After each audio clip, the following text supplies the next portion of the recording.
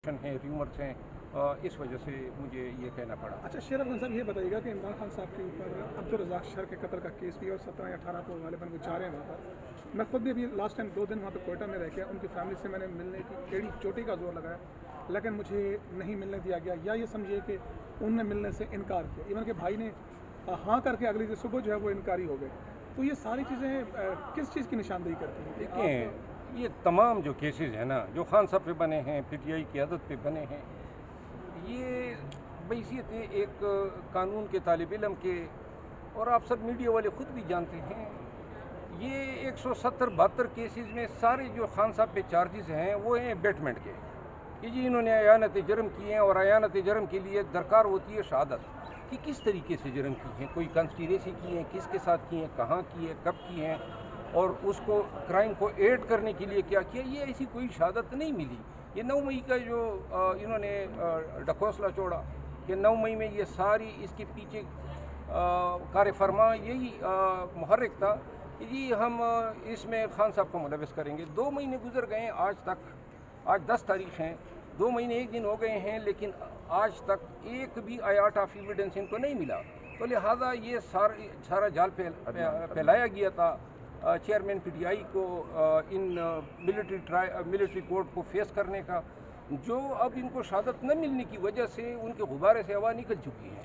मुझे कल जब खान साहब शामिल तफ्तीश हुए तो कुछ अहम लोगों ने भी उनसे तफ्तीश की, रात भी कुछ मुलाकातों की क्या सराहियाँ हुई सोशल मीडिया पर, कोई इनमें सदाकत है किसी जी? अहम लोगों से जो आपकी मुराद है बिल्कुल ये सच है कि जब खान साहब से तफ्तीश हुई तो उसमें इर्रेलेवेंट लोग भी बैठे हुए थे, और खान साहब ने इसका जिक्र भी किया, उनका कोई हक नहीं बनता था, लेकिन ये बेसिकली कानूनन इर्रेलेवेंट है, ये डिफेक्टो रेलेवेंट है, क्योंकि वही लोग इन तमाम केसेस के करता धरता है। रात को बनी गाला में भी सुना है कुछ मुलाकातें खान साहब की हुई हैं, वो किससे हुई हैं? खान साहब की तो हमारी अपनी लीगल टीम से मुलाकात हुई, और हमारे साथ 2 घंटे उनकी मुलाकात भी जारी रही। हमने तमाम मुकदमात का जायज़ा लिया, खान साहब को ब्रीफ किया, आइंदा के लिए उनकी इजाज़त से हमने स्ट्रेटजी मुरतब की, और इंशाल्लाह जो है ये 19 जुलाई तक जो है हमें यकीन है कि बहुत सारी चीज़ें जो हैं अब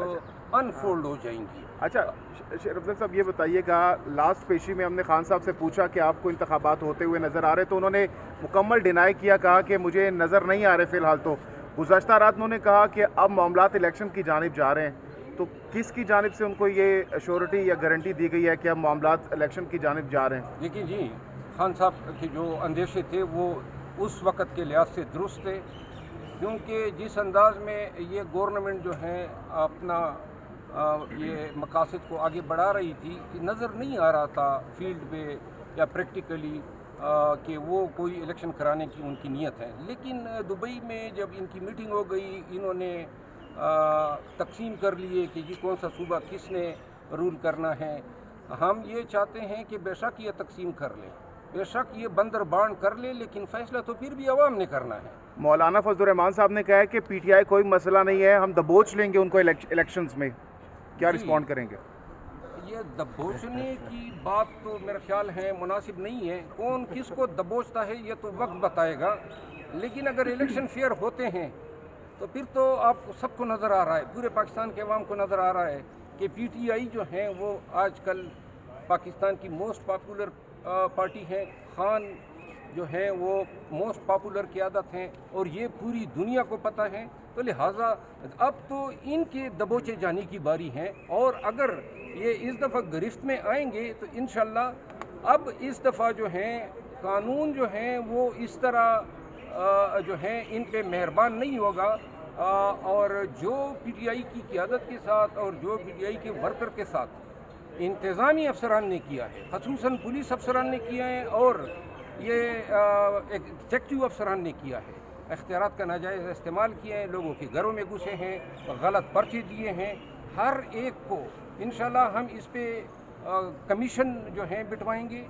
हर एक थानेदार से लेकर आईजी तक के किरदार का तयन होगा, और जिसने जो जर्म किए हैं वो एफआईआर भी दर्ज होंगे। आजकल तो ये कह रहे हैं ना कि हमने अवॉइड कर लिया, लेकिन कानून का थप्पड़ जब इन पे पड़ेगा तो इनको भी छठी का दूध याद आ जाएगा। लेकिन शेर अफजल साहब, معذرت کے ساتھ لاسٹ ٹائم بھی یہی عمران خان پر الزام لگایا جاتا تھا کہ وہ انتقامی کارروائیاں کرتے ہیں.